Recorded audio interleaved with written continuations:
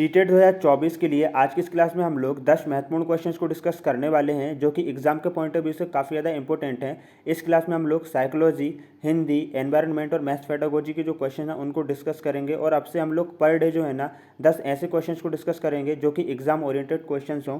तो देखिएगा, आज की इस क्लास का फर्स्ट क्वेश्चन देख लेते हैं। फर्स्ट क्वेश्चन है, विश्व पर्यावरण दिवस कब मनाया जाता है? तो जो विश्व पर्यावरण दिवस है प्रतिवर्ष 5 जून को मनाया जाता है और वर्ष 2024 की थीम क्या है? भूमि बहाली, मरुस्थलीकरण और सूखा प्रतिरोध। ठीक है ना, ये जो है ना यह विश्व जो पर्यावरण दिवस है इसकी थीम है, आपको याद रखना है। अगला क्वेश्चन है, संज्ञानात्मक विकास के सिद्धांत का प्रतिपादन किसने किया था? तो जो संज्ञानात्मक विकास का सिद्धांत है ना इसका प्रतिपादन जीन पियाजे ने किया था। इनके सिद्धांत के बारे में बात कर लेते हैं। इन्होंने 4 अवस्थाएं दी हैं। संवेदी, ठीक है, जो कि जन्म से लेकर 2 वर्ष तक है, जिसमें जो बच्चा है वह अपनी इंद्रियों के माध्यम से सीखता है, इसलिए जो यह जो अवस्था है इसको इंद्रिय जनित गामक अवस्था भी कहा जाता है। इसके बाद है पूर्व संक्रियात्मक अवस्था जो कि 2 से लेकर 7 वर्ष तक है। फिर है मूर्त संक्रियात्मक अवस्था जो कि 7 से लेकर 11 वर्ष तक है। इसकी अवधि याद रखना क्योंकि जो प्रीवियस एग्जाम है ना उसमें पूछा जा चुका है ये वाला क्वेश्चन।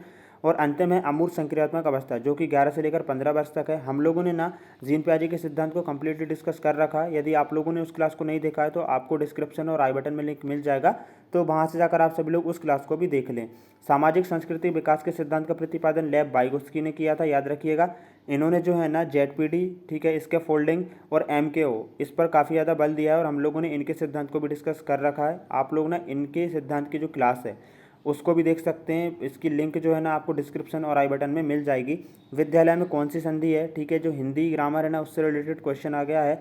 हम बात करें विद्यालय, ठीक है ना, विद्या प्लस आलय, इसका संधि विच्छेद क्या हो जाएगा? विद्या, ठीक है, प्लस आलय। तो यहाँ पर कौन सी संधि हो जाएगी?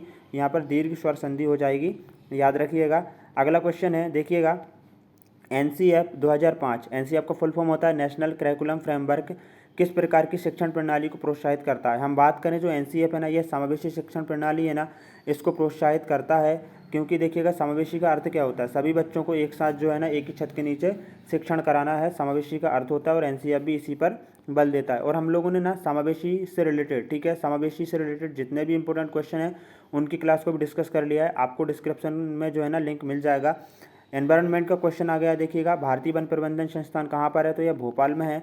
इसके बाद देख लेते हैं, मनोविज्ञान शिक्षा का आधारभूत विज्ञान है, यह कथन किसने कहा था? परिभाषाओं से रिलेटेड क्वेश्चन भी पूछे जाते हैं।